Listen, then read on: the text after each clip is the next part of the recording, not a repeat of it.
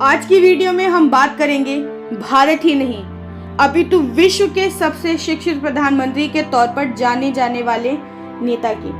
आज कहानी एक ऐसे नेता, एक ऐसे अर्थशास्त्री की जो न सिर्फ भारत के प्रधानमंत्री बने अपितु उन्होंने भारत को कंगाल होने से बचाया। आज हम बात करेंगे डॉक्टर मनमोहन सिंह के बारे में। आज हम उन तमाम 5 बातों के बारे में भी बात करेंगे जिनके लिए देश आज भी मनमोहन सिंह को धन्यवाद देता है, जैसे कि 1991 का इकोनॉमिक रिफॉर्म, 2005 का आरटीआई एक्ट, 2006 का मनरेगा एक्ट, 2008 का सिविल न्यूक्लियर डील और 2013 का फूड सिक्योरिटी बिल। ये तमाम 5 बातें हैं जिसके लिए देश आज भी मनमोहन सिंह को धन्यवाद देता है। तो आइए शुरू करते हैं आज की हमारी वीडियो बिना किसी देरी के। मैं जितिका झा आप सभी का स्वागत करती हूँ मेरे यूट्यूब चैनल पर।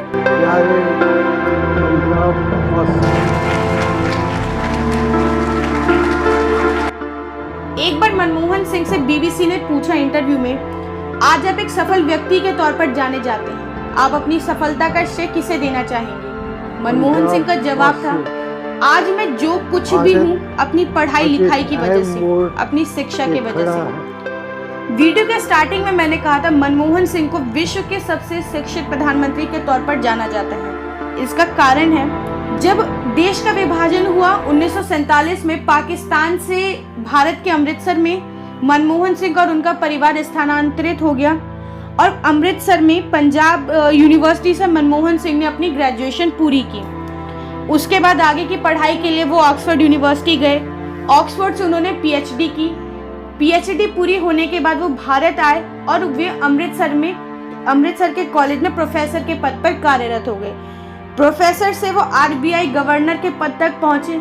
आरबीआई गवर्नर से होते हुए वो केंद्रीय मंत्री और केंद्रीय मंत्री से होते हुए वो भारत के प्रधानमंत्री नियुक्त हुए और प्रधानमंत्री बनने के साथ उन्होंने देश को डिफॉल्टर होने से बचाया। आज देश की मौजूदा राजनीतिक स्थिति, जहां एक तरफ धर्म को लेकर दंगे हो रहे हैं तो वहीं दूसरी तरफ किसने कितना विकास किया है इसका श्रेय लेने के लिए होड़ लगी हुई है, तो वहीं दूसरी तरफ बेरोजगारी भी साथ के साथ अपने पांव पसार रही है। बेरोजगारी और महंगाई ये हमारी राजनीति के वो पहलू हैं, हमारी राजनीति का वो अभिन्न अंग है जिसे कभी भी राजनीति से अलग नहीं किया जा सकता। बेरोजगारी महंगाई होना अलग बात है, लेकिन यदि मैं आपसे एक सवाल करूं कि क्या भारत की राजनीति में कभी ऐसा भी दौर आया होगा जब भारत को अपना कर्ज चुकाने के लिए देश का सोना गिरवी रखना पड़ा? आप में से बहुत लोगों को मेरी बात सुनकर अचरज होगी, मेरे सवाल से हैरानी होगी, परंतु जी हाँ, भारत की राजनीति में एक ऐसा भी दौर आया था जब भारत के ऊपर डिफॉल्टर होने का खतरा मंडरा रहा था। भारत के ऊपर आर्थिक संकट इतना ज्यादा गहरा गया था कि भारत को अपना सोना गिरवी रखना पड़ा और इसी का परिणाम था 1991 का इकोनॉमिक रिफॉर्म बिल।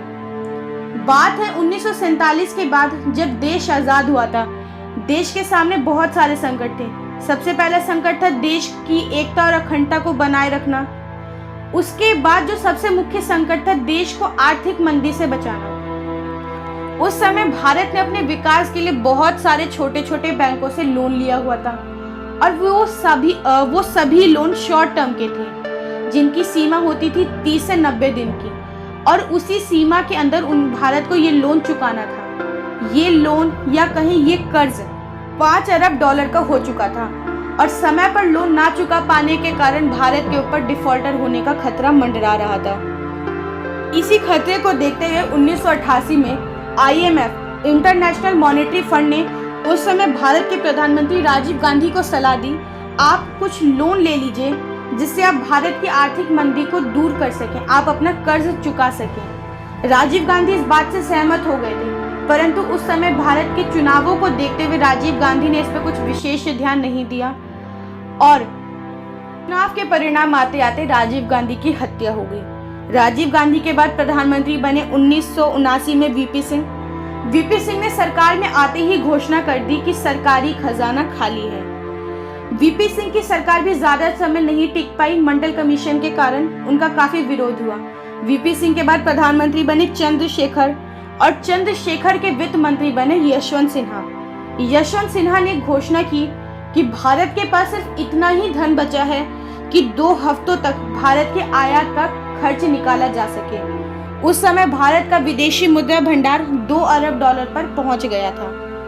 ऐसे में चंद्रशेखर ने तस्करी से जब्त किए सोने को स्विट्जरलैंड के एक बैंक में गिरवी रख दिया, परंतु इसका भी कोई खास लाभ नहीं हुआ। आर्थिक संकट और गहराता गया। इसी आर्थिक संकट के मध्य खाड़ी युद्ध शुरू हो गया। अब खाड़ी युद्ध का भारत की आर्थिक संकट से क्या संबंध है? उस समय भारत के सामने सबसे बड़ी मुश्किल यह थी कि वो इराक का साथ दे या फिर अमेरिका का। युद्ध के कारण तेल की कीमतों में भी काफी इजाफा हो गया था। युद्ध से पहले भारत तेल के आयात पर 500 करोड़ का खर्च करता था, परंतु युद्ध के कारण ये आयात का खर्च 1200 करोड़ पहुंच गया। अंत में सरकार ने मजबूर होकर IMF का सहारा लिया, क्योंकि उस समय अंतरराष्ट्रीय स्तर पर कोई भी बैंक भारत को कर्ज देने के लिए तैयार नहीं था। IMF ने भारत को कर्ज तो दिया, परंतु उसने भारत के सामने 25 शर्तें रखी। उन 25 शर्तों में से जो मुख्य 3 शर्तें थी वो ये थी कि भारत की अर्थव्यवस्था को खोला जाए, सरकारी कंपनियों का विनिवेश हो और विदेशी कंपनियों को भारत में आने की सहमति मिले। परंतु शर्त मानने से पहले ही चंद्रशेखर की सरकार गिर गई और 1991 में प्रधानमंत्री बने नरसिम्हा राव।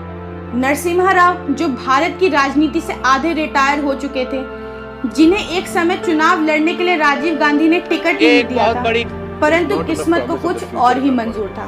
नरसिम्हा राव ने भारत की तस्वीर बदल दी। कैसे, आइए जानते हैं।